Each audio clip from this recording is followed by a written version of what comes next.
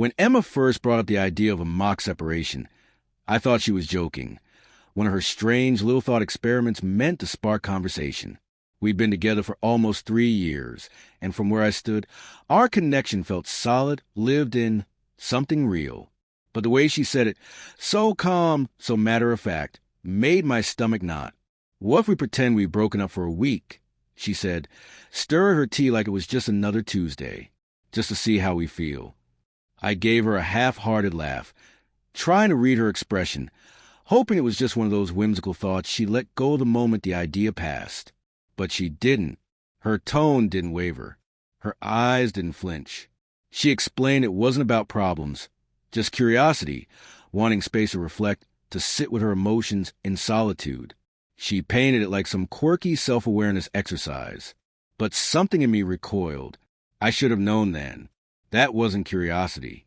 That was detachment, dressed up in soft language.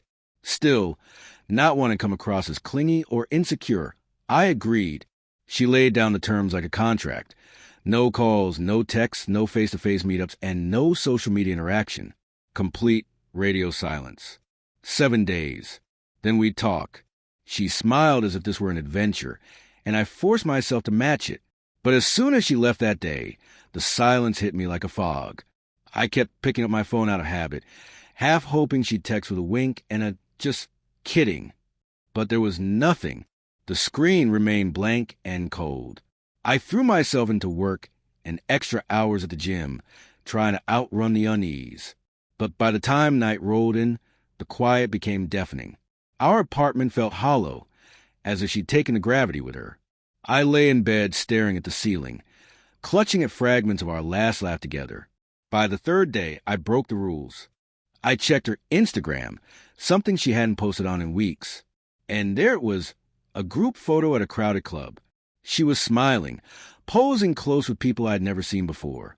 One guy's arm draped over his shoulder like it belonged there. I stared at the image, my chest tightening. Maybe it meant nothing. Maybe it was innocent. But then again, maybe it wasn't. The next day, a message pinged from a friend I hadn't spoken to in months. You and Emma still together? Just saw her on Bumble. I sat frozen for a moment, trying to process the words. My heart pounded as I downloaded the app, my fingers shaking. I searched, and there she was. New photos, a carefully worded bio, and a tagline that read, asterisk, just exploring what's out there. Asterisk. It felt like a punch straight to the gut. I closed the app and sat in silence for hours.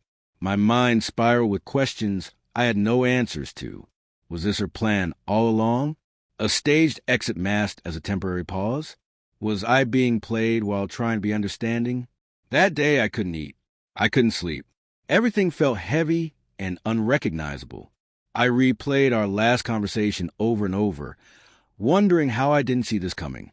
By day 5, I got a call from Rachel, an old flame I hadn't spoken to since before Emma, and I got serious.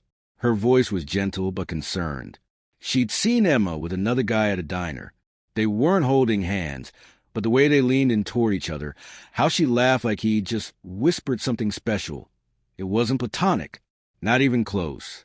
I thanked Rachel quietly, trying to hold my voice steady.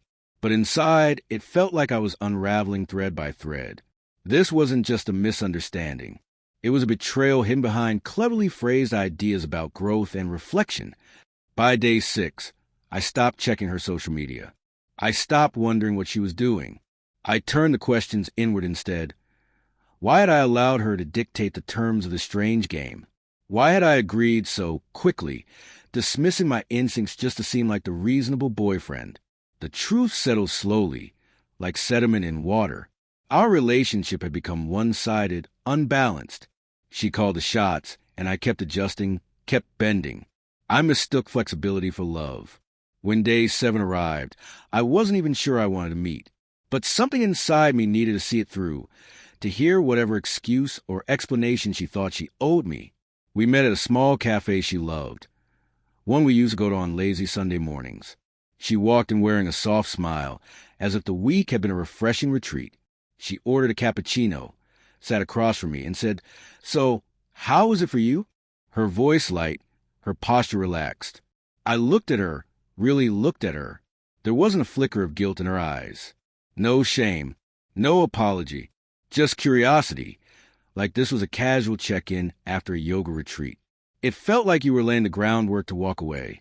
I said, my voice steady but hollow, like this was your test run for a life without me. Her smile faltered slightly. She stirred her coffee slowly. I needed clarity. I needed space. I waited for the truth, but she didn't offer it. She didn't deny the dating app. She didn't explain the diner. She didn't even ask how I felt during the week. She disappeared into another life. That space. I said quietly, you can keep it. She blinked. Wait, are you serious? I stood, grabbing my keys. You wanted to understand what it would feel like to lose me. Now you'll know. I left her sitting there in that cafe. She never ran after me. She never called. Not that day. The weeks that followed were brutal. My mind tried to romanticize the past, to cling to the idea that maybe things hadn't been so bad. But reality kept pulling me back. I grieved, not just for the relationship, but for the man I had become in it. Someone who ignored his own instincts for someone else's comfort. Slowly, I put the pieces back together. I leaned into the quiet and found peace in it. I found myself again, beneath the layers of compromise and misplaced loyalty. I started seeing someone new. She's not perfect, but she's honest, real, grounded.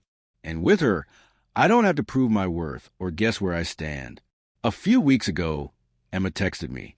Asterisk, I miss you. I've been thinking about us. Asterisk, I didn't reply. Because here's what I finally learned. If someone needs to simulate your absence just to understand your value, they never saw you clearly in the first place.